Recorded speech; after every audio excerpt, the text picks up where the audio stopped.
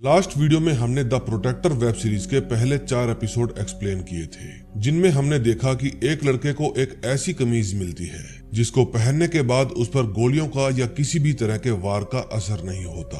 फिर उसे पता चलता है कि इस कमीज के साथ उसके कुछ फर्ज भी हैं जो उसे पूरे करने हैं। अगर अब तक आपने वो वीडियो नहीं देखी तो जाकर जरूर देखें। उसका लिंक आपको डिस्क्रिप्शन और आई बटन में मिल जाएगा। तो बिना समय गवाए कहानी आगे बढ़ाते हैं। हम देखते हैं डॉक्टर बार बार अपनी बेटी को पुकार रहा था क्योंकि वो बेहोश हो गई थी। फिर वो लड़का कहता है कि शॉक देने से कोई नहीं मरता, अभी थोड़ी देर में इसको होश आ जाएगा। फिर जब वो जैनब को चेक करता है तो जैनब उसको 2-3 फटके देती है और अपनी लातों में जकड़ लेती है।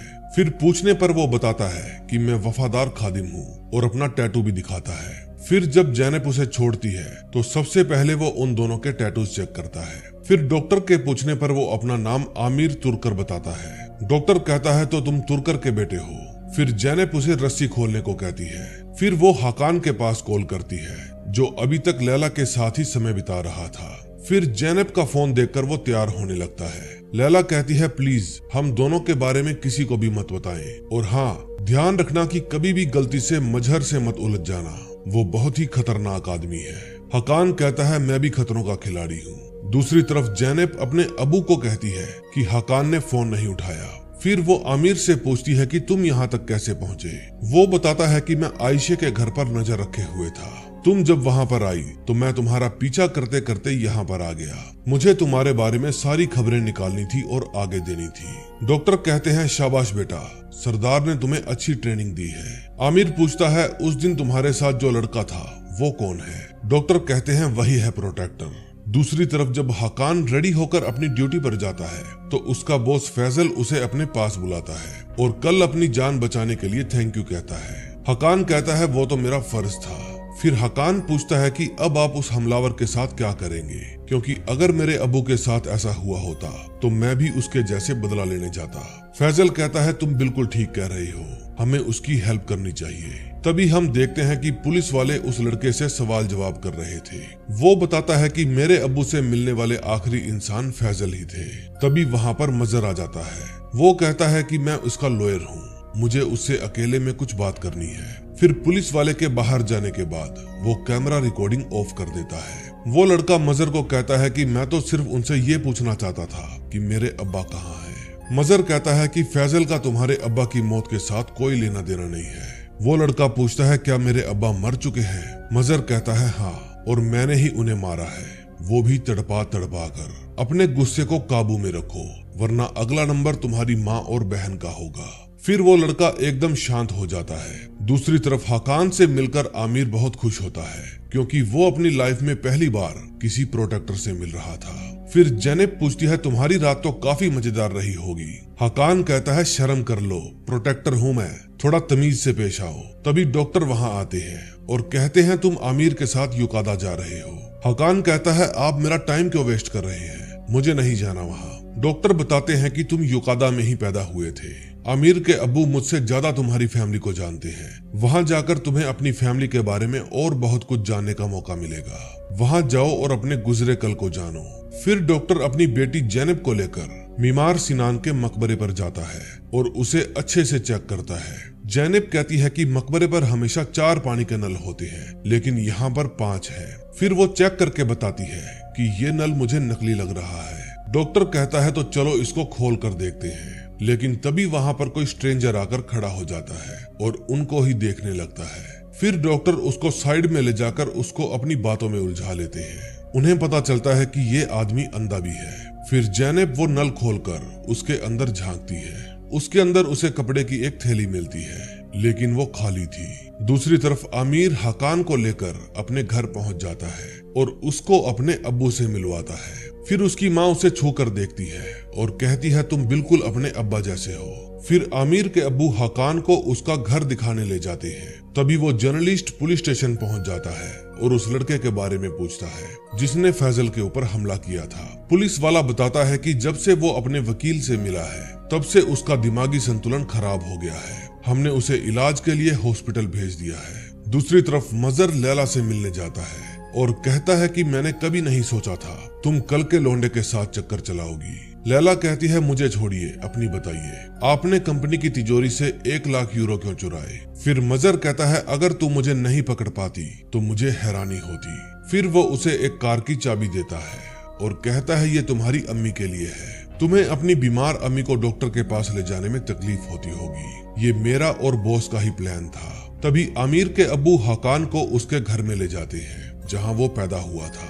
वो बताते हैं कि तुम्हारे माता पिता की मौत के बाद हमने किसी भी चीज को छुआ नहीं है। फिर वो उसको उसकी माँ के बारे में बताता है। उसका नाम सैदा था, वो बहुत ही फुर्तीली थी, वो भी हमारी तरह वफादार खादिम थी। हर प्रोटेक्टर की शादी वफादार खादिम के साथ ही होती है। हकान पूछता है ऐसा क्यों? वो बताते हैं क्योंकि वफादार खादिम के अलावा कोई और अपनी पूरी जिम्मेदारी से प्रोटेक्टर का साथ नहीं दे पाता। फिर हकान पूछता है कि मेरे अब्बा की मौत कैसे हुई थी? वो बताते हैं कि उस दिन मूरत किसी इमोर्टल को खत्म करके घर पहुंचा था। फिर उसने अपनी कमीज उतारकर दीवार पर टांग दी। उस दिन वो बहुत बेचैन था क्योंकि आखिरी इमोर्टल अभी भी बच गया था। उसकी बेचैनी जायज थी। तभी वो आखिरी इमोर्टल चुपके से तुम्हारे घर में घुस गया और तुम्हारी माँ को मार दिया। तुम्हारी माँ की चीख सुनकर तुम्हारे अब्बा तुम्हारी माँ के पास जाने लगे। वो अपनी कमीज और खंजर को बाथरूम में ही भूल गए। तुम्हारी माँ को देखकर वो भावनाओं में बह गए और अपनी हिफाजत को नजरअंदाज कर दिया। तभी उस इमोर्टल ने तुम्हारे अब्बा का भी गला काट दिया। जब हमें इस हमले की खबर मिली तो हम तुम्हारे घर पहुंचे, लेकिन तब तक बहुत देर हो चुकी थी। हमें लगा कि हमने तुम्हें गवा दिया है, लेकिन तभी तुम एक छोटी सी कैबिनेट से बाहर आए और हमें चौंका दिया। छोटी सी उम्र में ही तुम्हारे माँ बाप ने तुम्हें खुद की जान बचाना सिखा दिया था। काश तुम्हारे भाई बहन भी तुम्हारे ही जैसे खुशकिस्मत होते। हकान कहता है कि भाई बहन के बारे में तो मुझे पता ही नहीं था। वो बताते हैं कि तुम्हारे अब्बा तुम्हारे परिवार के प्यार में इतना अंधे हो गए थे कि अपनी कमीज पहनना ही भूल गए थे। हकान कहता है तो मेरे अब्बू की गलती थी प्यार। क्या आप मुझे थोड़ी देर के लिए अकेला छोड़ सकते हैं? फिर आमिर के अब्बू आमिर को लेकर वहाँ से चले जाते हैं। अगले सीन में हम देखते हैं जब जैनब अपनी यूनिवर्सिटी में जाती है तो यूनिवर्सिटी के बाहर वो एक खूबसूरत ब्लैक कार को देखती है। फिर जब वो अंदर जाती है तो सामने से फैजल आता है। वो पूछता है कि तुम्हें ब्लैक कार पसंद आई? कल पार्टी में हमारी मुलाकात नहीं हो पाई। सुना है आप ओटोमन हिस्ट्री की एक्सपर्ट हैं, क्या आप हायो सोफिया पर खुद का इतिहास नहीं लिखना चाहती? फिर जैनब उनके इस ऑफर को ठुकरा देती है और कहती है कि मुझ पर कई जिम्मेदारियां हैं। उसके मुंह से इनकार सुनकर फैजल का चेहरा उतर जाता है। फिर जब वो अपने बॉयफ्रेंड के पास जाती है तो वो पूछता है कि फैजल क्यों चाहता है कि तुम उसके प्रोजेक्ट पर काम करो। वो कहती है पता नहीं, लेकिन मैंने मना कर दिया है क्योंकि इस सेमेस्टर के बाद मेरी डॉक्टरेट की डिग्री हो जाएगी। उसका बॉयफ्रेंड कहता है कि क्लास में तो तुम आती नहीं, कहाँ से डिग्री हो जाएगी? सॉरी, अब मैं तुम्हें नहीं संभाल सकता। जैनब पूछती है क्या वाकई में मेरे ग्रेड कम है या मैं तुम्हारे साथ बिस्तर गर्म नहीं कर पाई इसलिए आप ऐसा कह रहे हैं? फिर उसे टेबल पर अपने ही नाम पर एक लेटर मिलता है जो कि दी फैजल कंपनी का ज्वाइनिंग लेटर था। फिर वो उसे लेकर वहाँ से चली जाती है। दूसरी तरफ डॉक्टर साहब उस अंधे आदमी का पीछा कर रहे थे जो उनको सिनान के मकबरे पर मिला था। फिर वो एक घर में घुस जाता है और डॉक्टर बाहर से उस पर नजर रखता है। हकान अब तक उस घर में ही था और अपने माता पिता को याद कर रहा था। वो महसूस करता है कि उसके माता पिता ने अपनी जान कैसे गंवाई। तभी जैनब उस लेटर को लेकर फैजल के पास जाती है और पूछती है कि ये जॉब ऑफर लेटर आपने ही तैयार करके भेजा है? फैजल कहता है हाँ बिल्कुल, मैं अपने काम के लिए सीरियस हूँ। फिर जैनब गुस्से में वो लेटर वापस कर देती है। फैजल कहता है शांत हो जाओ। फिर वो उसके लिए एक कॉफी मंगवाता है, लेकिन वो कहती है कि मैं हाई क्लास कॉफी नहीं पीती और वहाँ से वापस आ जाती है। तभी डॉक्टर साहब उस अंधे आदमी के घर में घुस जाते हैं क्योंकि वो घर पर नहीं था। फिर अंदर जाकर वे उसके रूम की तलाशी लेते हैं क्योंकि उनको शक था कि वो नगीना जरूर इस अंधे आदमी के पास ही होगा और ये भी हो सकता है कि वो आदमी अंधा ही ना हो। दूसरी तरफ जब जैनब उस बिल्डिंग से नीचे आने के लिए लिफ्ट का इंतजार कर रही थी तो उसके पास लैला आती है। वो पूछती है 2 दिन से हकान दिखाई नहीं दिया, वो ठीक तो है? जैनब कहती है कि फैमिली प्रॉब्लम की वजह से वो बाहर गया है। फिर वो उसे कहती है कि मैं तुम्हारी दोस्त तो नहीं हूँ, लेकिन फिर भी तुम्हें बता देती हूँ कि अगर तुम हकान का साथ चाहती हो तो तुम्हें ये बात पता होनी चाहिए कि उसकी जिंदगी जितनी आसान दिखती है उतनी है नहीं। ये तुम्हारे लिए भी आसान नहीं होगा। दूसरी तरफ जब अंधा आदमी अपने घर आता है तो डॉक्टर साहब कहते हैं वेलकम आदम। फिर वो उसे जबरदस्ती पकड़ लेते हैं और सोफे पर बिठा देते हैं। आवाज सुनकर आदम कहता है, तुम तो वही हो जो मुझे मकबरे के पास मिले थे। डॉक्टर साहब कहते हैं, तुम तो अंधे हो ना, फिर तुमने उस दिन जो मुझे बातें बताई, तुम्हें उनके रंग कैसे पता चले? वो बताता है कि मेरे साथ एक हादसा हुआ था, तभी मैं अंधा हो गया। फिर डॉक्टर उस पर गन तानकर उसे सच बताने को कहता है। फिर आदम बताता है कि जब मैं मकबरे पर नाइट ड्यूटी कर रहा था तो एक आदमी मेरे पास आया और मुझे 1000 रुपए देकर बोला घर जाओ। फिर मैं घर आ गया, लेकिन जब मैं घर पर सो रहा था तब वो मेरे पास आया और उसने मुझे बांधकर मेरी आंखों में तेजाब डाल दिया। चेहरे से वो आदमी बहुत ही क्रूर दिखता था, काली आंखें थी उसकी और कपड़े भी काले ही पहने हुए थे। दूसरी तरफ जब लैला अपने घर जाती है तो देखती है हकान पहले से ही वहाँ पर मौजूद है। वो कहती है कि जैनब ने बताया था कि तुम्हारी फैमिली प्रॉब्लम चल रही है, क्या तुम ठीक हो? वो गर्दन हिलाकर हाँ कह देता है। दूसरी तरफ डॉक्टर साहब जब अपने क्लिनिक पर जाते हैं तो जैनब को कहते हैं कि मैं तुम्हारे लिए बड़ी ही दिलचस्प खबर लेकर आया हूँ। फिर उनकी नजर आमिर पर पड़ती है। वो पूछते हैं क्या हुआ? जैनब बताती है कि हकान मिल नहीं रहा। फिर जैनब हकान के पास कॉल करती है, लेकिन वो अपना फोन काट देता है। 6th एपिसोड में हम देखते हैं जब हकान नहा रहा था तब भी उसके दिमाग में यही चल रहा था कि उसके माता पिता को कैसे मारा गया होगा। फिर वो लैला के साथ बैठकर टीवी देखता है। टीवी में न्यूज चल रही थी कि महामारी फैलने के कारण इस्तांबुल खतरे में है। लैला बताती है कि फैजल सर ने ये बात पहले ही बता दी थी। फिर वो वहाँ से चली जाती है क्योंकि उसे ऑफिस में जाना था, लेकिन हकान वहीं पर रुक जाता है। यही सेम न्यूज जैनब भी सुन रही थी। फिर उसको हकान की चिंता होने लगती है क्योंकि वो अब तक घर नहीं लौटा था। फिर आमिर जैनब को समझाता है कि तुम चिंता मत करो, वो प्रोटेक्टर है, उसे कुछ नहीं होगा। तभी वहाँ डॉक्टर आते हैं और पूछते हैं हकान का कुछ पता चला? जैनब कहती है अभी तक तो नहीं। फिर जैसे ही हकान का फोन ऑन होता है उनकी कंप्यूटर स्क्रीन पर उसकी लोकेशन आ जाती है। वो लोकेशन थी द फैजल बिल्डिंग की। जैनब समझ जाती है कि वो सुबह 6 बजे लैला के ही घर में हो सकता है। फिर उसको गुस्सा आ जाता है और वो कहती है कि वो कुत्ते की तरह लैला के आगे पीछे घूम रहा है और हम यहाँ सारी रात से उसकी चिंता में बैठे हैं। फिर डॉक्टर आमिर को उस बिल्डिंग का एड्रेस लिख कर देते हैं और कहते हैं जाकर हकान को लेकर आओ। दूसरी तरफ मजर फैजल को एक सुरंग में लेकर जाता है और कहता है कि हमें यहाँ पर एक दरवाजा मिला है। फिर फैजल मजर को बाहर भेजकर खुद उस दरवाजे को खोलने लगता है। जब वो उस दरवाजे को खोलकर अंदर जाता है तो वहाँ पर उसे कुछ पुराना और एंटिक सामान मिलता है जो कि बेहद कीमती था। वहाँ उसे एक प्याला भी मिलता है और उसी प्याले को वो ढूंढ रहा था। तभी आमिर हकान से मिलता है और बताता है कि सब लोग तुम्हारी चिंता कर रहे हैं। हकान कहता है बस मैं कुछ समय अकेले बिताना चाहता था। फिर आमिर कहता है मुझे जोरों से भूख लगी है, भूख के मारे मेरा दम निकला जा रहा है। फिर हकान उसको नाश्ता करवाने ले जाता है। आमिर कहता है कि जब मैं छोटा था तो प्रोटेक्टर बनना चाहता था ताकि मुझ पर मेरे पिता को फक्र महसूस हो सके। हकान कहता है मैंने प्रोटेक्टर बनकर क्या उखाड़ लिया, बल्कि अपनी फैमिली को ही गवा दिया। तू जूस पी, तेरे लिए जूस मंगवाता हूँ। घर पर उस समय जैनब बहुत गुस्से में थी, इसलिए बॉक्सिंग बैग पर अपनी भड़ास निकाल रही थी। वो कहती है कि हकान उस बिल्डिंग में मजर पर नजर रखने गया था, लेकिन अब वो अपने फर्ज को भूलकर लैला के साथ इश्क लड़ा रहा है। अब मैं उसके भरोसे रहकर थक गई हूँ। डॉक्टर कहते हैं एक काम करो, तुम अपना गुस्सा इस बैग पर ही निकाल लो। जैनब जो कुछ भी कह रही थी बिल्कुल सही कह रही थी। फिर वो अपने अब्बा को कहती है मुझे भी उस कंपनी में नौकरी करनी होगी, तभी मजर पर नजर रख पाऊंगी। हकान चाहे अपने फर्ज से मुंह मोड़ ले, लेकिन मैं नहीं मोड़ सकती। उसका अब्बू कहता है बेटा मुझे तुम पर नाज है। अगले सीन में हम देखते हैं वही न्यूज रिपोर्टर फैजल के पास जाने की कोशिश कर रहा था, लेकिन कंपनी के सिक्योरिटी गार्ड उसको बाहर फेंक देते हैं। फिर वो सिगरेट पीने के लिए एक दुकान पर लाइटर खरीदने जाता है, तभी उसकी नजर हकान पर पड़ती है। फिर वो हकान के पास जाकर बैठ जाता है। आमिर कहता है भाई साहब फूट लो यहाँ से, हम नाश्ता कर रहे हैं। हकान कहता है बोलो क्या काम है। रिपोर्टर कहता है कि मैं मजर के बारे में जानना चाहता हूँ। जानते हो जिस लड़के को तुमने पकड़ा था उसने बयान देने से मना कर दिया है क्योंकि मजर वकील बनकर उससे मिलने गया था। फिर वो एक पेन ड्राइव निकाल कर दिखाता है और कहता है कि मैंने आज तक मजर के बारे में जो भी जानकारी इकट्ठा की है वो सब इसमें है। पहले वो मक्का में रहा करता था और फौज में था। वो जब से फैजल से मिला है तब से उसकी जिंदगी बदल गई है। हकान कहता है मुझसे क्या चाहिए तुम्हें। रिपोर्टर कहता है कि उसके खिलाफ सबूत जुटाने में मेरी हेल्प करो। हकान कहता है अबे जा बे, किसी और जासूस का इंतजाम कर, ये पेन ड्राइव मैं लेकर जा रहा हूँ। और हाँ, मुफ्त की सलाह दे रहा हूँ, मजहर का पीछा मत करो, खतरनाक आदमी है। रास्ते में आमिर पूछता है, तुमने उस रिपोर्टर को इतना क्यों लताड़ दिया?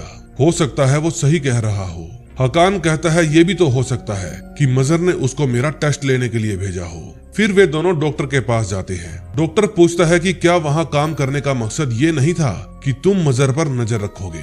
तुम तो किसी और चक्कर में ही पड़े हो। हकान कहता है, ये मेरी पर्सनल लाइफ है। आप जानते हैं पहले मेरा सपना क्या था? मैं फैजल के जैसे बनना चाहता था। प्रोटेक्टर बनने के चक्कर में मैं अपने सपने भी भूल गया हूँ। डॉक्टर कहते हैं, तुम अपने फर्ज से भटक रहे हो। हकान कहता है कि फर्ज के चक्कर में मेरे अब्बू ने अपनी कुर्बानी दे दी। मेरी माँ बेचारी बिना बात के मारी गई। मेरे भाई बहन सब मारे गए। फिर भी क्या इस्तांबुल को बचा पाए? मेरे अब्बा बेवकूफ थे। डॉक्टर उसके कान पर उल्टे हाथ का एक देते हैं और कहते हैं, अपने अब्बू की कुर्बानी को बेइज्जत मत करो। फिर गुस्से में आकर हकान वहाँ से जाने लगता है और आमिर को कहता है, इस शहर को कोई नहीं बचा पाएगा, वापस लौट जाओ जहाँ से आए हो। फिर गुस्से में आकर वो अपने पुराने घर की छत पर चला जाता है और अपना गुस्सा शांत करने के लिए जोर से चिल्लाता है। तभी आमिर डॉक्टर को कहता है कि मैं अपने फर्ज के लिए अपनी जान भी दे सकता हूँ, मैं मजहर का भेजा उड़ा दूंगा। डॉक्टर कहते हैं, अभी हम श्योर नहीं है कि वही इमोर्टल है। बेटा, तुमने अपना फर्ज अच्छे से निभाया, अब तुम्हें वापस लौट जाना चाहिए। फिर आमिर जाने से पहले उस पेन ड्राइव को उठा लेता है। फिर डॉक्टर एक बिल्डिंग में जाता है और वहाँ पर खड़े हुए वॉचमैन से पूछता है। फिर वे गार्ड उसे फूटने को कहते हैं। फिर डॉक्टर उन दोनों की धुलाई कर देता है। तभी अंदर से तिमूर बाहर आता है और कहता है, क्या काम है? दूसरी तरफ जैनब मिस्टर फैजल के पास जाती है और कहती है, मैंने अपना इरादा बदल दिया है, अब मैं आपके साथ काम करना चाहती हूँ। लेकिन फैजल कहता है, अब मैंने आपकी जगह किसी और को दे दी है, चलो मैं आपको कुछ दिखाता हूँ। इतने में हकान भी वहाँ आ जाता है। तभी उसके पास मजहर का फोन आता है और वो कहता है कि मैं अपने ऑफिस में तुम्हारा इंतजार कर रहा हूँ। दूसरी तरफ डॉक्टर तैमूर से पूछता है, मुझे खंजर का पता बता दो। वो कहता है कि खंजर का पता मैं मुहाफिज यानी प्रोटेक्टर के आने के बाद ही बता सकता हूँ। डॉक्टर बता देता है कि प्रोटेक्टर आ चुका है, वो मुराद का बेटा हकान है। इस वक्त कमीज भी उसी के पास है। तिमूर कहता है, अब हमें बाकियों को भी खबर देनी होगी। डॉक्टर बताता है कि प्रोटेक्टर अभी तैयार नहीं है, तुम मुझे ये बताओ कि खंजर कहाँ है। तभी हकान मजहर के पास पहुंच जाता है। मजहर कहता है, तुम मुझसे कोई बात करना चाहते हो? हकान कहता है, यासीन नाम का एक पत्रकार आया था, वो आपके बारे में काफी सवाल पूछ रहा था। तभी मजहर के पास एक फोन आता है और वो हकान को लेकर नीचे जाने लगता है। हकान कहता है कि वो रिपोर्टर उस लड़के की बात कर रहा था जिसको मैंने पकड़ा था और वो चाहता था कि मैं आपकी जासूसी करूं, लेकिन मैंने मना कर दिया है। मजहर कहता है, समझदार हो गए हो तुम। फिर वो कहता है, क्या तुम्हें पहले दिन बताया नहीं गया था, यहाँ नौकरी करने वालों के बीच में इश्क विश्क करना मना है, फिर भी तुम लैला के साथ आशिकी लड़ा रहे हो। हकान कहता है, जी सर, बताया था। मजहर कहता है, तो क्या अपने साथ उसकी भी नौकरी गंवाना चाहते हो? तभी लिफ्ट खुलती है और अंदर से लैला बाहर आती है। फिर वे तीनों एक ही लिफ्ट में नीचे जाने लगते हैं। लिफ्ट में तीनों एकदम शांत थे, जैसे उनको सांप सूंघ गया हो। तभी कुछ देर बाद मिस्टर फैजल जैनब को लेकर नीचे आते हैं और हकान को कहते हैं कि तुम दोनों को तो इंट्रोडक्शन की जरूरत नहीं होगी। फिर वो हकान को कहते हैं, तुम इस गाड़ी में मेरे पीछे आओ। फिर वो जैनब को वही नई शानदार गाड़ी में बिठाकर अपने साथ ले जाते हैं। फिर वे जाते हैं आया सोफिया बिल्डिंग में, जहाँ उनका प्रोजेक्ट चल रहा था। हकान पूछता है, तुम यहाँ क्या कर रही हो? जैनब कहती है, किसी को तो फर्ज पूरा करना ही होगा। वहाँ पर जैनब के प्रोफेसर भी आए हुए थे। फिर वो उनसे भी मिलती है। तभी वहाँ पर फैजल आता है और जैनब को अंदर चलने के लिए कहता है। फिर जैसे ही प्रोफेसर उनके साथ जाने लगता है, फैजल उसको अंदर आने से मना कर देता है और कहता है, तुम बाहर का काम संभालो। तभी फैजल जैनब को उस सुरंग के अंदर बने कमरे में ले जाता है। जैनब कहती है कि ऐसा महसूस होता है जैसे ये कमरा 500 साल बाद खुला है। फिर वो वहाँ पर रखे प्याले को उठाती है और कहती है कि ये तो यूनानियों से भी पहले का लग रहा है। ऐसा लगता है कि वे लोग इस प्याले में उन लोगों का खून पिया करते थे जिनकी बलि चढ़ाई जाती थी। वहाँ पर एक और दरवाजा भी था जो अभी भी बंद पड़ा था, लेकिन इस दरवाजे में क्या था उन दोनों को नहीं पता था। फिर बाहर जाकर जैनब पूछती है, तो मैं अपनी नौकरी पक्की समझूं? फैजल कहता है, फिलहाल तो नहीं, क्योंकि मैंने तुम्हारी जॉब तुम्हारे प्रोफेसर को दे दी है। जैनब कहती है, तो आप मुझे ऑफिस में भी मना कर सकते थे, यहाँ क्यों लेकर आए? फैजल कहता है, ताकि तुम्हारे साथ थोड़ा वक्त बिता सकूं। मेरे पास और भी प्रोजेक्ट हैं, हम जरूर उन पर काम करेंगे। फिर जाते वक्त वो हकान को कहती है, प्लीज आज रात को घर पर आ जाना, हमें तुम्हारी सख्त जरूरत है। अगले सीन में हम देखते हैं आमिर एक बंद पड़े घर में जाता है ये घर पहले मजहर का हुआ करता था, लेकिन फिर एक दिन किसी ने उसके बीवी बच्चों को मार दिया और तब से ही ये घर बंद पड़ा था।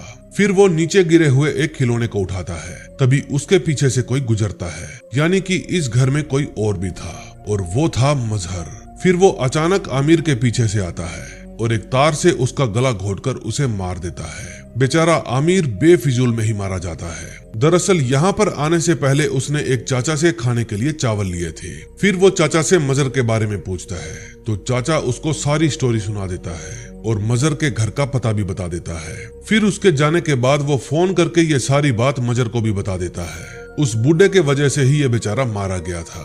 रात को हकान वापस घर आ जाता है। डॉक्टर साहब कहते हैं कि आज जो कुछ भी हुआ है उसके लिए मैं माफी मांगना चाहता हूँ। हकान कहता है मैं भी कुछ ज्यादा ही बोल गया था, लेकिन मैं अपने सपनों को भूलकर ये काम नहीं करना चाहता। फिर डॉक्टर और जैनब कहते हैं जैसा आप कहो। फिर हकान पूछता है अब हमें खंजर कहाँ ढूंढना होगा। डॉक्टर बताते हैं कि तुम्हारे बाबा के मरते ही वफादार खादिमों ने वो खंजर एक ऐसी जगह पर छुपा दिया जहां वो किसी को मिल भी जाए तो वो उसको छू भी नहीं पाएंगे। वो खंजर हर समय टाइट सिक्योरिटी में रहता है क्योंकि वो एक म्यूजियम में है। इसका मतलब ये था कि अब इनको म्यूजियम में चोरी करनी थी। 7th एपिसोड में हम देखते हैं जैनब और हकान उस म्यूजियम में जाते हैं जहां तलवार पड़ी थी। वे उस म्यूजियम के आसपास हर उस जगह को अच्छे से चेक करते हैं जहां सीसीटीवी कैमरे लगे हुए थे। भाई लोग नोट करो, हकान ने पजामा अक्षय कुमार स्टाइल में पहना हुआ है, एक लात ऊपर एक लात नीचे। वहां एंट्रेंस पर स्कैनर मशीन भी लगाई हुई थी ताकि अंदर जाने वाले हर व्यक्ति की अच्छे से जांच की जा सके। कुछ भी छुपाकर अंदर ले जाना नामुमकिन था। वहां सड़क, दीवार, कमरे, हर जगह पर कैमरे लगे हुए थे। वहां सिक्योरिटी में हर वक्त 9 लोग मौजूद रहते थे। म्यूजियम के अंदर फोटोग्राफी अलाउड नहीं थी। सिक्योरिटी रूम के अंदर जाने के लिए पासवर्ड की जरूरत थी और उनको ये भी नहीं पता था कि अंदर क्या है। फिर हकान रेस्ट रूम में जाने के बहाने जैनब को सिक्योरिटी रूम के बाहर खड़ा कर देता है और वो सिक्योरिटी रूम का पासवर्ड देख लेती है। डॉक्टर पूछते हैं खंजर का कुछ पता चला। हकान कहता है कि खंजर को म्यूजियम के अंदर एक खास कमरे में रखा गया है। वो म्यूजियम की सबसे सेफ जगह है। जैनब बताती है कि जिस कमरे में खंजर पड़ा है वहां 2 सीसीटीवी कैमरे और 2 सिक्योरिटी गार्ड हर समय मौजूद रहते हैं। वो गार्ड्स कभी भी कमरे से बाहर नहीं जाते। मुझे तो वो खंजर चुराना नामुमकिन लगता है। डॉक्टर कहते हैं नामुमकिन जैसी कोई भी चीज नहीं होती, हम उसको चोरी करके ही रहेंगे। हकान कहता है मेरे पास एक आइडिया है। फिर आइडिया सुनने के बाद जैनब कहती है ये कोई आइडिया है? हम रात को वहां पर केबल काट देंगे, फिर सुबह तुम टेक्नीशियन बनकर वहां पर केबल ठीक करने जाओगे, मैं टूरिस्ट बनकर अंदर जाऊंगी और बाहर बाबा हमारा वैन में इंतजार करेंगे। लगता है मूवी ज्ञान की फिल्में तुम कुछ ज्यादा ही देखते हो। हमें कोई तगड़ी प्लानिंग करनी होगी, हमें सिक्योरिटी गार्ड्स की हर एक बात जाननी होगी। डॉक्टर कहते हैं कि हमारे पास इतना टाइम नहीं है और हकान का प्लान बहुत रिस्की है, लेकिन हमारे पास कोई और चारा भी नहीं है। जैनब पूछती है मान लो तुमने खंजर चुरा भी लिया, लेकिन फिर बाहर कैसे आओगे? फिर हकान सोचकर जवाब देता है बाद में सोच लेंगे। फिर डॉक्टर कहते हैं कि अब हमें चैला की मदद लेनी होगी। तिमूर ने मुझे बताया था कि वो म्यूजियम का चप्पा चप्पा जानती है और वो वफादार खादिम भी है। हकान कहता है एक और वफादार खादिम, अब ये कहाँ मिलेगी? फिर वे एक मार्केट में जाते हैं और एक चाचा से पूछते हैं कि चैला कहाँ मिलेगी। वो बताते हैं वो रही चैला। चैला छोटे पैकेट में बड़ा धमाल थी। फिर हकान जैसे ही उसको आवाज देता है वो अपना ताम झाम छोड़कर वहां से भागने लगती है। फिर वे दोनों उसका पीछा करते हैं। चैला ऊट पटांग गलियों से होती हुई उनसे बचकर भाग रही थी। फिर काफी मेहनत के बाद वे उसे पकड़ लेते हैं। फिर वे उसे समझाते हैं कि हम तुम्हें कोई नुकसान नहीं पहुंचाएंगे, चिल्लाना बंद करो। लेकिन मुंह पर से हाथ हटाते ही वो फिर से चिल्लाने लगती है। फिर वे दोनों उसे शांत कराते हैं और कहते हैं कि हम तुम्हें लूटने नहीं आए, हमें तुमसे कुछ जानना है। चैला पूछती है तो तुम्हें क्या बिल्लू कालिया ने नहीं भेजा? हकान कहता है कौन बिल्लू कालिया? क्या तुम शांत रहकर हमारी बात सुनोगी? फिर जैनब उसको अपना टैटू दिखाती है और बताती है कि मैं भी वफादार खादिम हूँ और ये प्रोटेक्टर है। फिर वे उसे अपने घर में ले जाते हैं। वो बताती है कि मेरे अब्बू ने वहाँ से नॉर्मल खंजर हटाकर वहाँ पर जादुई खंजर रख दिया था और किसी को इस बात की भनक भी नहीं लगी। लेकिन अब मेरे अब्बू इस दुनिया में नहीं है। हकान कहता है सुनकर दुख हुआ, लेकिन अब तुम मुझे ये बताओ कि खंजर चुराने के बाद हम उस म्यूजियम से बाहर कैसे निकलेंगे? फिर वो हकान को एक माला देती है और कहती है मेरे अब्बू ने कहा था प्रोटेक्टर को इसकी जरूरत पड़ेगी। फिर वो उस माला में लगी एक छोटी सी डिब्बी खोलकर देखता है जिसमें छत पर जाने का पासकोड लिखा हुआ था। पासकोड था 2357। तभी हकान के पास मजर का फोन आता है। फिर वो तैयार होकर अपने काम पर चला जाता है। लैला पूछती है तुम तो आज छुट्टी पर थे ना। हकान बताता है कि मजर मुझसे कुछ बात करना चाहता था। लैला कहती है शायद वो तुमको अपना विरोधी मानता है, इसलिए उससे थोड़ा बचकर रहना। तभी वहाँ पर मजर आ जाता है और कहता है चलो ताजी हवा खाने चलते हैं। फिर खुले में ले जाकर वो उसके ऊपर गन तान देता है और पूछता है कभी गन चलाई है। हकान कहता है कभी नहीं। फिर मजर कहता है ये लो गन, और वो रहा टारगेट। हकान निशाना लगाने की कोशिश करता है लेकिन एक भी निशाना नहीं लगता। फिर मजर उसके हाथ से गन ले लेता है और कहता है कि पता नहीं फैजल सर तुम्हारे ऊपर इतना भरोसा क्यों करते हैं। फिर वो हकान के ऊपर गन तान के पूछता है तुम और लैला मेरे खिलाफ क्या खिचड़ी पका रहे हो? अगर तुम्हें मेरी जगह चाहिए तो पहले मुझे मारना पड़ेगा, अगर मार सकते हो तो ये लो गन। फिर हकान कहता है मुझे आपकी जगह नहीं चाहिए, मेरी मंजिल अलग है।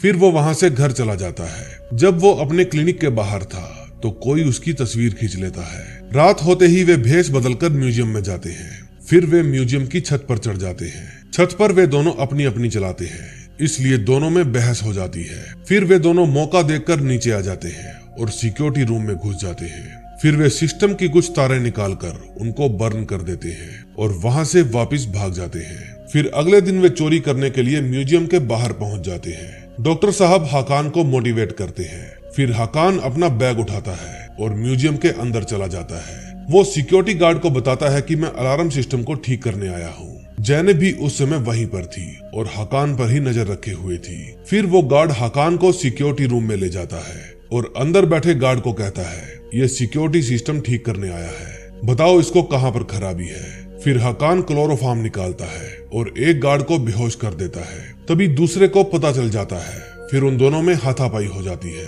और हकान उसे घूसा मारकर बेहोश कर देता है। फिर वो उस सिस्टम से डॉक्टर को कनेक्ट कर देता है। चैला भी जैनब के साथ उस समय म्यूजियम में ही थी। फिर डॉक्टर कहता है जैसे ही सिस्टम में वायरस एक्टिवेट होगा सभी कैमरे डीएक्टिवेट हो जाएंगे। दूसरी तरफ चैला और जैनब म्यूजियम के अंदर आए हुए लोगों के मोबाइल चोरी कर रहे थे। फिर जैनब शोर मचा देती है कि मेरा फोन चोरी हो गया है।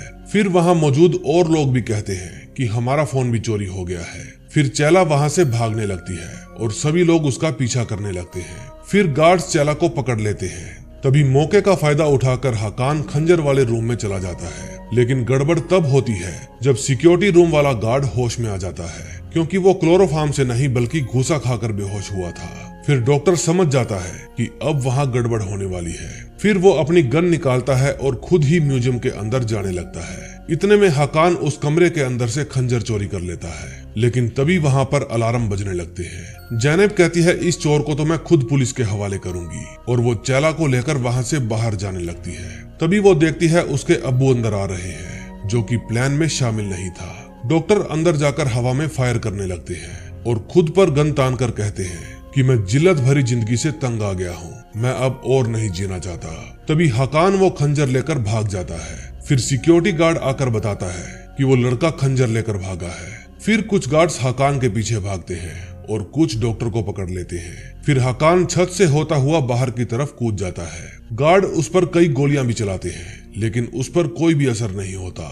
यह देखकर गार्ड आश्चर्यचकित रह जाते हैं। फिर हकान कार में जाकर बैठ जाता है। जैनब पूछती है अब्बू अंदर क्यों गए? मैं उन्हें लेने जा रही हूँ, लेकिन हकान उसे रोक लेता है और गाड़ी को वहां से भगा लेता है। फिर पुलिस के आने से पहले वे वहां से निकल जाते हैं। घर जाकर जैनब बताती है कि वो मेरी आंखों में ऐसे देख रहे थे जैसे मेरी उनसे आखिरी मुलाकात हो। हकान उसे तसल्ली देता है कि डॉक्टर साहब बहुत स्मार्ट हैं, किसी न किसी तरीके से वो खुद को बचा ही लेंगे। लेकिन जैनब चिंता में थी, क्योंकि डॉक्टर के अलावा उसका इस दुनिया में कोई भी नहीं था। दूसरी तरफ लैला हकान का इंतजार कर रही थी। तभी वहाँ पर मिस्टर फैजल आते हैं। वो कहते हैं क्या हुआ, आया नहीं तुम्हारा हीरो? मुझे लगता है उसे तमीज सिखाने की जरूरत है। फिर वो कहते हैं चलो मैं तुम्हें कंपनी देता हूँ। फिर वो लैला को ड्रिंक पिलाते हैं। वो कहते हैं शायद हकान के पास यहाँ पर ना आने की कोई जायज वजह होगी। लैला कहती है कि अब मैं उस पर दोबारा विश्वास करने की गलती नहीं करूंगी। मिस्टर फैजल कहते हैं गलतियां करनी चाहिए, गलतियों से ही हमें सीख मिलती है। दूसरी तरफ हकान कहता है अगर तुम्हारे अब्बू बाहर नहीं आए तो हम उनको निकाल लेंगे, तुम चिंता मत करो। जैनब कहती है हमें पता भी नहीं है इस वक्त उनके साथ क्या हो रहा होगा। इस चोरी का इल्जाम उन पर ही आने वाला है। अब तो तुम खुद की अहमियत पहचानो। अब्बा ने भी बाकियों की तरह अपनी कुर्बानी दे दी है। उनकी कुर्बानी जाया मत जाने देना। तुम्हें इमोर्टल के सीने में खंजर घोंपना ही होगा। हकान कहता है तुम मुझ पर विश्वास करो, हम पर हुए हर जुल्म का मैं बदला लूंगा। ये कहकर वो जैनब को चूम लेता है। अब ऐसा उसने क्यों किया ये उसे खुद भी नहीं पता था। 8वें एपिसोड में हम देखते हैं टीवी में न्यूज चल रही थी कि एक बेहद कीमती खंजर को म्यूजियम में से चुरा लिया गया है। चोरी करने वाले कौन थे अब तक पता नहीं चला। यही न्यूज मजर भी सुन रहा था। फिर पुलिस वाले डॉक्टर के क्लिनिक में पहुंच जाते हैं और क्लिनिक की अच्छे से छानबीन करते हैं। हकान और जेनेट उस समय तहखाने में थे और दीवार पर कान लगाकर सुन रहे थे कि क्या पुलिस वाले यहाँ भी आ रहे हैं। दूसरी तरफ एक आदमी मजर के पास जाता है और उसको हकान, जेनेब और डॉक्टर की खींची हुई तस्वीरें देता है। फिर वो देखता है कि इस तस्वीर में जो आदमी है वही न्यूज में भी है। फिर वो मुस्कुराने लगता है। दूसरी तरफ हकान और जेनेब सीसीटीवी में देखते हैं कि सभी पुलिस वाले उनके क्लिनिक की तलाशी लेकर जा चुके हैं और उनके हाथ कुछ भी नहीं लगा। तभी मजर वो फोटो लेकर फैजल के पास जाता है और बताता है कि ये आदमी जेनेब का बाप है जो चोरी के वक्त म्यूजियम में पकड़ा गया है। फैजल कहता है क्या हकान कम था जो अब तुम इनके पीछे पड़ गए हो। मजर कहता है मुझे पूरा यकीन है हकान भी इनके साथ है। वो हमारे साथ किसी खास वजह से जुड़ा हुआ है। वो एक यासीन नाम के जर्नलिस्ट से भी मिला था। वो जर्नलिस्ट हमारे बारे में जानना चाहता था। फैजल पूछता है तुम्हें ये सब किसने बताया। मजर कहता है हकान ने। फिर फैजल कहता है क्या यार तुम भी सूझबूझ से काम नहीं लेते। चलो छोड़ो मैं खुद देख लूंगा। एक काम करो तुम शिपयार्ड में चले जाओ और वहां का काम संभालो। अब मजर मिस्टर फैजल के इस फैसले से खुश नहीं था। तभी यासीन नाम के जर्नलिस्ट के पास उसके ऑफिस से फोन आता है। उसका बॉस कहता है कि तुमको मिस्टर फैजल से उलझने की क्या जरूरत थी। आज के बाद तुम्हें ऑफिस में आने की कोई जरूरत नहीं। यासीन कहता है सर नौकरी से मत निकालिए। आप कहते हैं तो मैं उनसे माफी मांग लूंगा। लेकिन उसका बॉस कहता है अब बहुत देर हो चुकी है। फिर यासीन कहता है कि इस देश में और भी कई अखबार हैं जो ये न्यूज छापना चाहेंगे। उसका बॉस कहता है बेटा तुम अभी समझे नहीं, तुम मिस्टर फैजल की ब्लैक लिस्ट में हो। इसका मतलब अब तुम्हें कहीं भी नौकरी नहीं मिलेगी, तुम्हारा करियर खत्म। अगले सीन में हम देखते हैं चैला पुलिस स्टेशन में अपने कजन के पास जाती है और बताती है कि मैं म्यूजियम के बाहर अपना अड्डा लगाकर बैठी थी, लेकिन तभी वहाँ एक दौड़ता हुआ आदमी आया और उसने मेरा सारा अड्डा बर्बाद कर दिया। फिर वो डॉक्टर को देखकर कहती है अरे यही तो है वो जिसने मेरे अड्डे की ऐसी की तैसी कर दी। फिर उसका कजन उसको समझा बुझाकर घर वापस भेज देता है। फिर चैला हकान और जेनेब के पास जाती है और कहती है डॉक्टर चाचा ने मैसेज भेजा है कि हकान को इन सब से दूर रखो। हकान कहता है मुझे अच्छे से पता है मुझे क्या करना है। जेनेब कहती है कि खंजर चोरी होने की खबर इमोर्टल को भी मिल गई होगी। अब इससे पहले कि उसे तुम पर शक हो जाए तुम अपनी ड्यूटी पर जाओ। तभी चैला कहती है कि मैं एक आदमी को जानती हूँ जो तुम्हारी हेल्प कर सकता है। फिर हकान अपने काम पर चला जाता है और चैला जेनेब को लेकर तिमूर के पास जाने लगती है।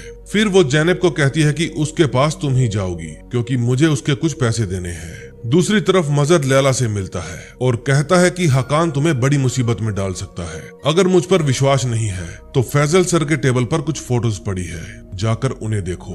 फिर लैला अपने बॉस के ऑफिस में जाती है। उस समय उसका बॉस वहां पर नहीं था। फिर वो टेबल पर पड़ी पिक्स देखने लगती है। तभी वहां पर उसका बॉस आ जाता है और वो घबराकर उन पिक्स को पीछे छुपा लेती है। फिर फैजल कहता है जो तुम छुपा रही हो लाओ मुझे दो। फिर वो सारी पिक्स अपने बॉस को दे देती है। फैजल कहता है इस बार तो मैं तुम्हारी गलती को नजरअंदाज कर रहा हूँ, आगे से ध्यान रखना। तभी जेनेब तिमूर के अड्डे पर पहुंच जाती है। गार्ड उसे अंदर जाने से रोकते हैं। फिर वे उसके पापा की तरह उससे भी मार खाते हैं। तभी तिमूर वहां आता है और उसको अपने साथ ले जाता है। वो जेनेब को कहता है कि खंजर चुराकर तुम्हें अपने बाप को वहां नहीं छोड़ना चाहिए था। जेनेब कहती है मैंने सुना है आपकी बड़े बड़े लोगों तक पहुंच है, क्या आप मेरे बाबा को छुड़ा सकते हैं। तिमूर कहता है हर काम की एक कीमत होती है। फिर वो जेनेब से एक सौदा करता है। दूसरी तरफ हकान अपने लिए कॉफी बना रहा था। तभी वो देखता है कि यासीन नाम का जर्नलिस्ट फैजल के ऑफिस में घुस रहा है। फिर वो उसके पीछे जाने लगता है। यासीन अंदर जाकर फैजल को गन पॉइंट पर ले लेता है और कहता है तूने मेरा करियर बर्बाद कर दिया। इतने में वहां पर हकान भी आ जाता है और कहता है यासीन अपनी गन नीचे करो। यासीन कहता है गन तू नीचे रख, वरना मैं तेरे बॉस को ठोक दूंगा। फिर फैजल हकान को गन नीचे रखने का इशारा करता है। यासीन कहता है आज तू अपने सारे काले कारनामे कबूल करेगा। तभी लैला एक पेन उठाकर उसकी गर्दन में मार देती है। फिर हकान उस पर टूट पड़ता है और उसको घूसा मारकर बेहोश कर देता है। फिर वहां पुलिस को बुलाकर यासीन को पुलिस के हवाले कर दिया जाता है। पुलिस वाले हकान का बयान लेते हैं। फिर वो लैला से बात करने की कोशिश करता है, लेकिन वो चली जाती है। फिर फैजल कहता है कि लैला मेरी बेटी जैसी है। उस दिन उसने तुम्हारा खूब इंतजार किया, लेकिन तुम नहीं आए। ध्यान रहे उसका दिल नहीं टूटना चाहिए। हकान कहता है नहीं टूटेगा सर, मैं उसे मना लूंगा। तभी हकान के पास जैनब की कॉल आती है। वो कहती है कि हम अब्बा को छुड़ा लेंगे, तुम अपने अड्डे पर आ जाओ। फिर हकान अपने बॉस की इजाजत लेकर वहां से जाने लगता है। उस समय पुलिस वाले लैला का बयान ले रहे थे। फिर वो अपने बॉस से पूछती है कि हकान कहाँ गया। वो बताते हैं कि जैनब का फोन आया था, शायद उसी से मिलने गया है। तभी तिमूर डॉक्टर को छुड़वा लेता है। डॉक्टर पूछता है तूने मुझे कैसे छुड़ा लिया। वो कहता है तू आम खा, गुठलियां मत गिन। तभी वहां पर जैनब आ जाती है। तिमूर कहता है मैंने अपना वादा निभाया, अब वादा निभाने की बारी तुम्हारी है। डॉक्टर पूछते हैं क्या वादा किया है तूने इससे। वो कहती है ये हकान से मिलना चाहते थे, लेकिन डॉक्टर इस बात से खुश नहीं था। फिर अपने खोपचे पर जाकर डॉक्टर हकान से मिलता है। फिर जैनब हकान को तिमूर से मिलाती है। तभी डॉक्टर कहते हैं तिमूर अब तुम्हें यहाँ से जाना चाहिए। तिमूर कहता है फिर मुलाकात होगी हकान, और फिर वो वहाँ से जाने लगता है। बाहर जाकर वो डॉक्टर से कहता है आज मैंने तेरा खुफिया अड्डा देख ही लिया। डॉक्टर कहता है अगर हकान को पता चल गया कि उसके भाई बहन की मौत तेरी वजह से हुई तो वो तेरा क्या हाल करेगा। तिमूर कहता है उनकी मौत के पीछे मेरा हाथ नहीं है। फिर वे दोनों आपस में बहस करने लगते हैं। तिमूर कहता है डेरिया के पास तुम्हारे खिलाफ बहुत सारे सबूत हैं, जो तुमको भी गद्दार साबित करने के लिए काफी है। फिर वो डॉक्टर को डेरिया का पता दे देता है।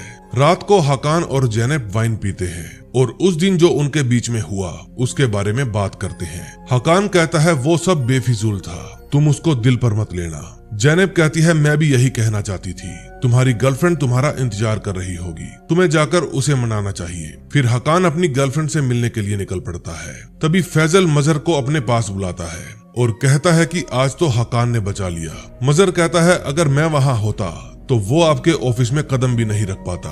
फैजल कहता है एक सनकी पागल बंदूक लिए हुए पूरी सिक्योरिटी को पार करके मेरे कमरे में आकर मुझ पर गन तान देता है। वो सिक्योरिटी वाले सभी तुम्हारे ही आदमी है ना मजहर, तो ये किसकी जिम्मेदारी हुई। अब जाओ और कल से ऑफिस आने की जरूरत नहीं है।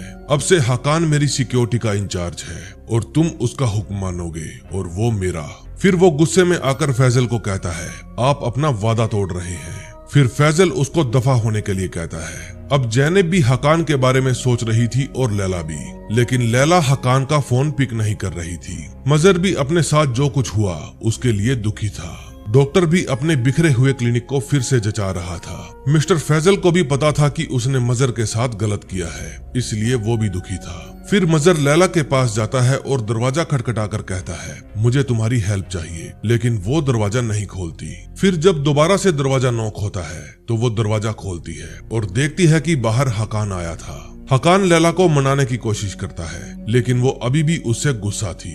हकान उसे बताता है कि मैं तुमसे सच्ची मोहब्बत करता हूँ, लेकिन वो हकान के मुंह पर ही दरवाजा बंद कर देती है। हकान बाहर खड़ा दरवाजा खटखटाता ही रहता है, लेकिन लैला दरवाजा नहीं खोलती। फिर हकान वहीं पर बैठ जाता है। तभी चुपके से वहां पर मजहर आता है और क्लोरोफॉर्म सुंघाकर हकान को बेहोश कर देता है। फिर वो उसको अपने रूम में ले जाकर बांध देता है। मजहर पूछता है जो खंजर तुमने चुराया था वो कहाँ है। हकान कहता है मैंने आपका हर हुक्म माना, मैंने आपको उस जर्नलिस्ट के बारे में भी सारी बात बताई। मजहर कहता है सारी बात नहीं, आधी अधूरी बात बताई। मैंने उस जर्नलिस्ट को समझकर किसी मासूम लड़के की जान ले ली, वही घुंघराले बालों वाला, तू तो उसे जानता ही होगा। ये बात जानकर कि मजहर ने आमिर की जान ले ली, हकान को गुस्सा आ जाता है और वो कहता है कि मैं तुम्हें तड़पा तड़पा कर मारूंगा। हकान को तड़पता हुआ देखकर मजहर कहता है जब मैंने तेरे दोस्त को मारा वो मुर्गे की तरह फड़फड़ा रहा था। हकान को गुस्से में तड़पता हुआ देखकर मजहर को मजा आ रहा था। फिर मजहर हकान को लात मारता है और वो कांच की टेबल पर जा गिरता है। उस समय लैला एक फाइल लेकर अपने बॉस के पास जा रही थी। तभी उसको कांच टूटने की आवाज आती है। तभी हकान के हाथ में एक कांच का टुकड़ा लग जाता है। फिर वो उससे अपने हाथ की रस्सी काट के उस कांच के टुकड़े से मजहर के गले पर वार करता है। फिर हकान अपने हाथ पांव छुड़वा लेता है और देखता है कि मजहर तो मर गया। हकान को लग रहा था कि मजहर को सिर्फ खंजर से ही खत्म किया जा सकता है क्योंकि यही इमोर्टल है, लेकिन जब मजहर मर जाता है तो हकान घबरा जाता है। तभी वहाँ पर लैला भी आ जाती है और सारा मंजर देखकर वो भी घबरा जाती है। हकान कहता है प्लीज मुझे गलत मत समझना। अब नेक्स्ट एपिसोड में देखते हैं क्या होगा। 9th एपिसोड में हम देखते हैं लैला सिक्योरिटी गार्ड्स को बुला लेती है। हकान उनके आगे अपनी सफाई देता है लेकिन वे उसकी एक भी नहीं सुनते। फिर वहाँ पर पुलिस वाले आ जाते हैं। वे मिस्टर फैजल को अंदर नहीं जाने देते। तभी लैला वहाँ आती है और बताती है हकान ने मजहर को मार दिया है। ये बात सुनकर मिस्टर फैजल को यकीन नहीं होता। फिर वो उनको सारी बात बताती है। फिर पुलिस वाले हकान को पकड़कर वहाँ से ले जाते हैं। जब वो पीछे मुड़कर देखता है तो लैला उस समय मिस्टर फैजल के गले लगकर खड़ी थी। तभी उसकी नजर लैला के लॉकेट पर जाती है जो कि चमक रहा था। इसका मतलब मिस्टर फैजल ही इमोर्टल है। फिर लैला जैनब के पास कॉल करती है और बताती है कि हकान ने मजहर का मर्डर कर दिया है और अब उसे पुलिस पकड़ कर ले गई है। हकान कहता है कि उसने मर्डर नहीं किया। मैं उस पर यकीन करना तो चाहती हूँ लेकिन कर नहीं पा रही। जैनब कहती है मैं तुमसे ज्यादा उस पर विश्वास करती हूँ। अगर तुम विश्वास नहीं करना चाहती तो मेरे पास भी तुम्हें कहने के लिए कुछ नहीं है। दूसरी तरफ मिस्टर फैजल मजहर के रूम में जाते हैं और पूछते हैं ये सब कैसे हुआ। पुलिस वाला बताता है कि इसके गले में कांच घोंपा गया है, उसी से इसकी मौत हुई है। अब डॉक्टर और जैनब दोनों टेंशन में थे कि अगर मजहर इमोर्टल नहीं था तो फिर कौन था। अब तक वे बेफिजूल किसी और को ही इमोर्टल समझ रहे थे। फिर डॉक्टर कहता है कि एक इंसान है जिससे हमें इसके बारे में पता चल सकता है लेकिन उससे मिलने की इजाजत नहीं है। पुलिस स्टेशन में भी हकान से पूछताछ चल रही थी। हकान कहता है उसने मुझे अगवा करके चेयर के साथ बांध दिया था। अगर मैं उसे ना मारता तो वो मुझे मार देता, लेकिन पुलिस वाले को उसकी बात पर विश्वास ही नहीं था। फिर दूसरा पुलिस वाला आता है और कहता है इसे लॉकअप में डाल दो। हकान कहता है कम से कम मुझे मेरे वकील से तो बात कर लेने दो, लेकिन पुलिस वाला कहता है ये कोई हॉलीवुड मूवी नहीं है, डालो इसको लॉकअप में। दूसरी तरफ मिस्टर फैजल पुलिस वाले को कहते हैं कि मैं अपने दोस्त को अलविदा कहना चाहता हूँ। फिर पुलिस वाला बाहर चला जाता है। फैजल मजहर को कहता है कि तुम दूसरों से अलग थे, मुझे पता था मैं तुम्हारी वफादारी कभी नहीं खरीद पाऊंगा, इसलिए मैंने ही तुम्हारी बीवी और बच्ची को मार डाला ताकि तुम मरते दम तक मेरे वफादार बनकर रहो। तुमने मेरी जी जान से सेवा की, इसके लिए तुम्हारा बहुत बहुत शुक्रिया। दूसरी तरफ जैनब पूछती है कि ये डेरिया कौन है। डॉक्टर बताते हैं कि ये पहले वफादार खादिम थी, फिर उसने गद्दारी की तो उसको हमेशा के लिए निकाल दिया गया। उसकी ड्यूटी थी इमोर्टल्स पर नजर रखने की, लेकिन फिर वो उनकी तारीफ करने लगी। फिर जब उसको दूसरा काम दिया गया तो उसने करने से मना कर दिया, इसीलिए उसको निकाल दिया गया। जैनब कहती है कि इतने सालों में तो पता नहीं उसने क्या क्या पता लगा लिया होगा। डॉक्टर कहता है तुम सही कह रही हो, अब तुम यहीं रुको, मैं उसे ढूंढने जा रहा हूँ। लेकिन जैनब कहती है मैं भी आपके साथ चलूंगी। दूसरी तरफ मिस्टर फैजल लैला के पास जाते हैं और कहते हैं कि मैं पुलिस स्टेशन जा रहा हूँ हकान को छुड़वाने, तुम चाहो तो मेरे साथ चल सकती हो। लेकिन लैला कहती है मुझे उस पर विश्वास नहीं है। फिर मिस्टर फैजल कहते हैं कि मेरी उम्र क्या होगी लैला। लैला कहती है पता नहीं। मिस्टर फैजल बताते हैं कि मेरी उम्र 1000 साल से भी ज्यादा है, मैं इमोर्टल हूँ। हम टोटल 7 इमोर्टल्स थे, मेरी वाइफ भी हम में से एक थी। फिर 500 साल पहले हमारा शिकार शुरू हुआ, तभी उन्होंने मुझसे मेरी वाइफ रुया को छीन लिया। लैला कहती है आपकी बातें मुझे मजाक लग रही है। फिर वो हंसने लगती है। तभी मिस्टर फैजल एक चाकू उठाते हैं और अपनी गर्दन में दे मारते हैं। ऐसा करने पर उनको कुछ नहीं होता। फिर वो बताते हैं कि हकान ने मजहर को इसलिए मारा क्योंकि वो मजहर को इमोर्टल समझ रहा था। लैला अगर तुम अपने घर जाना चाहती हो तो मेरे पास तुम्हारे लिए एक ऑफर है। तभी लॉकअप के अंदर 2 गुंडे हकान के ऊपर हमला कर देते हैं, लेकिन हकान उनको खूब पीटता है। फिर पुलिस वाले जाकर हकान को गन पॉइंट पर ले लेते हैं। लट्टू दादा कहता है मुझे इसके खिलाफ कंप्लेंट लिखवानी है, इसने मुझे मारने की कोशिश की है। फिर हकान दूसरे वाले को डराता है। वो बताता है कि हमने ही इसको उकसाया था, इसकी कोई गलती नहीं है। फिर वो हकान को ले जाकर अंधेरी कोठरी में डाल देते हैं। इतने में डॉक्टर और जैनब डेरिया के अड्डे पर पहुंच जाते हैं। डॉक्टर जैनब को कहता है तुम यहीं खड़ी रहना, मैं अंदर जा रहा हूँ, मेरे पीछे आकर नाफरमानी मत करना। फिर डॉक्टर अकेला ही डेरिया के अड्डे के अंदर चला जाता है। वो अड्डा पूरी तरह से खाली था, तभी वहां पर डेरिया आती है। वो पूछती है कि मेरे निकाले जाने के बाद आखिर तुमको मेरी याद आ ही गई। डॉक्टर कहता है मुझे कुछ सवालों के जवाब चाहिए। डेरिया कहती है ये तो जाहिर है तेरी बेबसी ही तुझे यहाँ खींच कर लाई है। डॉक्टर पूछता है इमोर्टल के बारे में क्या पता है। वो कहती है कि इसी बात के लिए तो तूने मुझे बाहर निकलवाया था। डॉक्टर कहता है अगर तुझे बाहर ना निकलवाता तो इमोर्टल्स तुझ तक पहुंच जाते और तुझे भी मार देते। वो कहती है कि मुझे नहीं पता और अगर पता भी होता तो मैं तुम्हें नहीं बताती। उस वक्त जैनब उनकी बातें छुप छुप कर सुन रही थी। तभी कोई आदमी उसको गन पॉइंट पर ले लेता है। फिर जैनब उसकी धुलाई करती है। तभी वहां पर एक और आदमी आ जाता है। उसके हाथ में गन थी। फिर डॉक्टर कहते हैं जैनब तुझे आने से मना किया था ना। डेरिया कहती है तो तूने अपनी बेटी को भी इस काम में शामिल कर लिया है। फिर वो डॉक्टर को भी गन पॉइंट पर ले लेती है और अंदर ले जाती है। डेरिया बताती है कि इमोर्टल्स को प्रोटेक्टर का खून चाहिए। फिर उसका खून जिस जिस इमोर्टल के मुंह में जाएगा वो जिंदा हो जाएगा। लेकिन अफसोस ये राज तुम लोगों के साथ ही दफन हो जाएगा। फिर वो उन दोनों को एक रूम के अंदर बंद कर देते हैं और वहां पर जहरीली गैस छोड़ देते हैं। दूसरी तरफ मिस्टर फैजल हकान को रिहा करवा लेते हैं और उसे बाहर चलने को कहते हैं। बाहर जाकर हकान उसको तोड़ता है और कहता है तू शुरू से ही मेरे साथ था। मैं जिसकी अब तक कदर करता रहा वही मेरा सबसे बड़ा दुश्मन निकला। फिर फैजल भी हकान को पीटता है लेकिन उसको बिल्कुल भी असर नहीं होता। फैजल कहता है करामाती कमीज पहनी है क्या बे? हकान कहता है उतारी ही कब थी। फिर फैजल कहता है कि 1 घंटे में वो खंजर मुझे चाहिए वरना समझो कि लैला गई। फिर हकान उसके मुंह पर 5-7 घूंसे मारता है और वहां से चला जाता है। दूसरी तरफ डॉक्टर और जैनब का दम घुट रहा था। जैनब कहती है कि हमें किसी तरह से ये बात हकान को बतानी होगी। फिर वे उस कमरे में वेंटिलेशन ढूंढते हैं। फिर डॉक्टर जैनब को उस वेंटिलेशन पाइप तक चढ़ने में हेल्प करता है और कहता है कि हमेशा अपने फर्ज को याद रखना। इतने में हकान भागता हुआ खोपचे पर जाता है और कहता है डॉक्टर साहब मुझे इमोर्टल मिल गया है। लेकिन वहां पर कोई भी नहीं था। फिर वो वहां पर छुपाया हुआ खंजर निकालता है। तभी जैनब वेंटिलेशन पाइप से बाहर आ जाती है और दरवाजा खोलती है। लेकिन तब तक डॉक्टर साहब ये दुनिया छोड़कर जा चुके थे। जैनब की कहना ना मानने की बेवकूफी के कारण उसके अब्बा ने अपनी जान गंवा दी थी। फिर जैनब भी अपने खोपचे पर आ जाती है। हकान पूछता है क्या हुआ, रो क्यों रही हो? वो बताती है कि वो मुझे बचाते हुए शहीद हो गए। उन्होंने अपने फर्ज के लिए कुर्बानी दे दी। फिर वो बताती है कि तुम्हारे खून से ही सभी इमोर्टल जिंदा हो सकते हैं।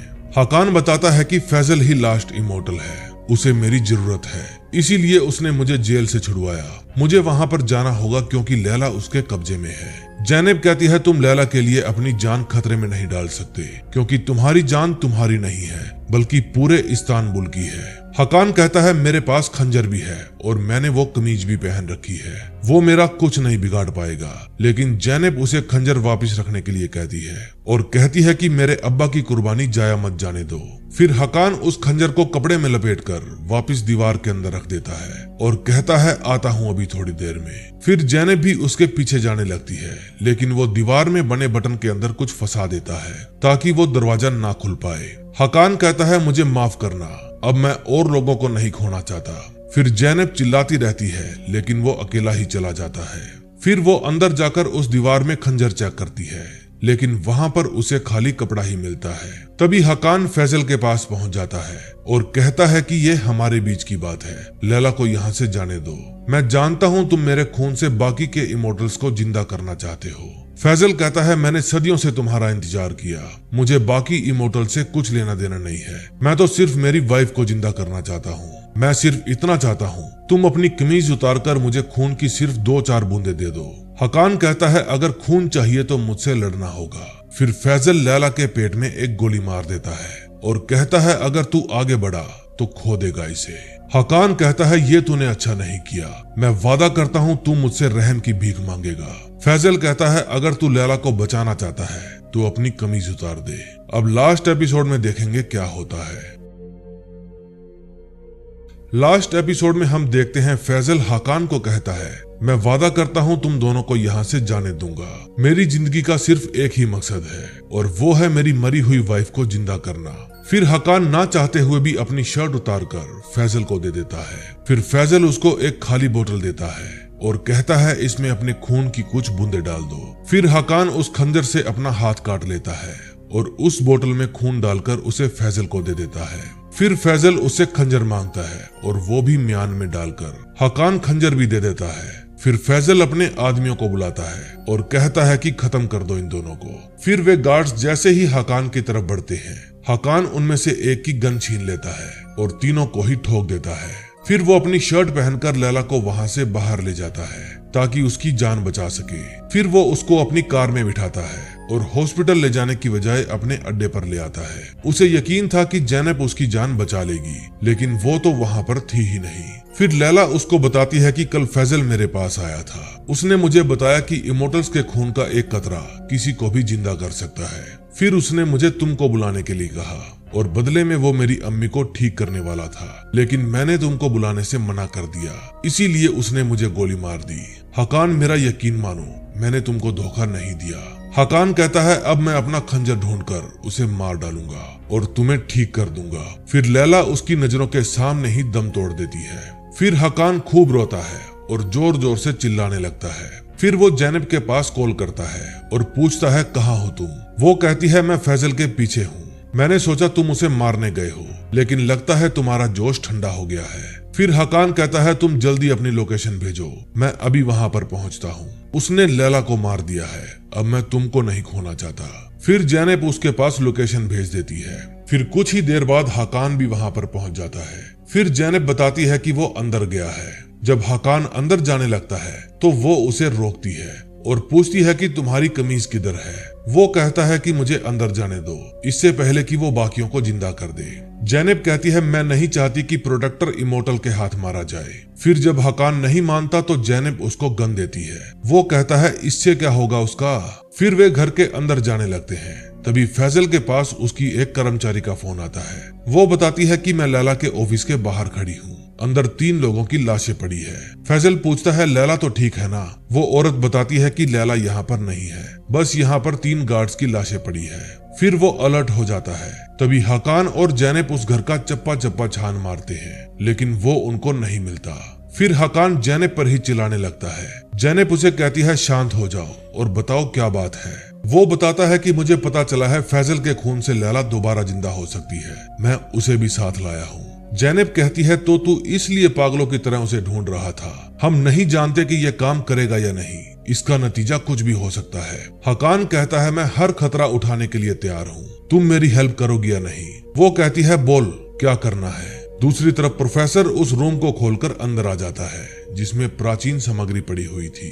उसने यहाँ आने के लिए अपने बॉस फैजल की परमिशन नहीं ली थी। फिर सदियों पुराना कीमती सामान देखकर वो चौंक जाता है। फिर उसे वहाँ पर एक दरवाजा मिलता है जो सदियों से बंद पड़ा था। तभी चुपके से उसके पीछे से फैजल आ जाता है और उसे मार देता है। दूसरी तरफ वे दोनों दिमाग लगाते हैं कि इस समय फैजल कहाँ पर होगा। हकान बताता है कि उसने मुझे एक बार कहा था कि मुझे अपनी बीवी प्यारी है और उसको हाया सोफिया। हो सकता है उसका हाया सोफिया को पाने का मकसद कुछ और ही हो, जैसे उसके बीते हुए पल का कोई अधूरा काम उससे पूरा हो सकता हो सकता है उसकी बीवी और बाकी के इमोर्टल्स की कब्र वहीं पर हो। फिर वे दोनों हाया सोफिया के लिए निकल पड़ते हैं। दूसरी तरफ फैजल वो दरवाजा खोलकर अंदर जाता है और अपनी बीवी की कब्र खोलता है। इतने में हकान और जैनब हाया सोफिया के बाहर पहुंच जाते हैं। हकान उसे वहीं पर रुकने के लिए कहता है, लेकिन वो कहती है कि मैंने बचपन से ही इस दिन के लिए ट्रेनिंग ली है। हकान कहता है अब मैं तुम्हें नहीं खोना चाहता। जैनब कहती है कि तुम लैला को मेरे बिना वापस नहीं ला पाओगे, मेरे पास एक प्लान है। हाया सोफिया के अंदर फैजल प्राचीन प्याले के अंदर हकान का खून डालता है और जैसे ही अपनी बीवी को पिलाने लगता है उसे हकान की आवाज आती है, क्योंकि हकान वहां पर पहुंच गया था। फैजल कहता है कि तुम्हारे हाथों का खिलौना मेरा कुछ नहीं बिगाड़ सकता। फिर हकान गोली मारकर वो प्याला नीचे गिरा देता है। प्याला नीचे गिरते ही वो खून बिखर जाता है। हकान कहता है अब तुम किसी भी इमोर्टल को जिंदा नहीं कर पाओगे। फैजल कहता है मुझे किसी से भी कोई फर्क नहीं पड़ता, मैं सिर्फ अपनी बीवी को जिंदा करना चाहता हूँ और तुम ये बात अच्छे से समझ सकते हो क्योंकि मोहब्बत तो तुमने भी की थी। फिर वे दोनों आपस में लड़ने लगते हैं। हकान ने कमीज नहीं पहन रखी थी, इसलिए अब उसे हर वार पर दर्द हो रहा था। फैजल कहता है तेरा बाप तुझसे अच्छा लड़ता था, काश तू अपने जज्बातों पर काबू रख पाता और हम दोस्त बनकर रह पाते। हकान कहता है कैसी दोस्ती, तूने मुझसे मेरे अपनों को छीन लिया। फैजल कहता है पहल तेरे बाप ने की थी, उसने मेरी पत्नी पर बिल्कुल भी रहम नहीं किया और उसे मार डाला। हकान कहता है तुम सदियों से इंसानों को दर्द देते आए हो, फैजल कहता है इंसान ने क्या किया, उन्होंने हर चीज को बर्बाद कर दिया, जंगल काट दिए, पूरी दुनिया को बर्बादी के मोड़ पर ले आए। इंसान सिर्फ दूसरों को नफरत करना जानता है। फिर फैजल उसको खूब धोता है। तभी हकान जोर जोर से हंसने लगता है। फैजल सोचता है इसके दिमाग पर चोट लग गई क्या। तभी हकान सीटी बजाता है और जैनब उस खंजर को हकान की तरफ फेंक देती है। फिर हकान उस खंजर से फैजल के ऊपर वार कर देता है। फिर छीना झपटी में वो खंजर नीचे गिर जाता है। तभी जैनब उस खंजर को उठाकर उस पर लगा खून लैला के होठों पर लगा देती है, क्योंकि वो खून फैजल का था। तभी हकान का जो खून जमीन पर गिरा पड़ा था वो अपने आप इकट्ठा होने लगता है और सभी कब्रों के अंदर जाने लगता है। अब फैजल हकान को मारने ही वाला था, तभी उसको उसकी वाइफ की आवाज आती है। अब वो जिंदा हो चुकी थी। तभी जैनब हकान को खंजर देती है और कहती है कि मैंने लैला को खून पिला दिया है। फिर हकान फैजल को आवाज देता है और कहता है कि खेल अभी खत्म नहीं हुआ। इतने में हाया सोफिया की बिल्डिंग हिलने लगती है और बाकी की कब्रों में से इमोर्टल जिंदा होने लगते हैं।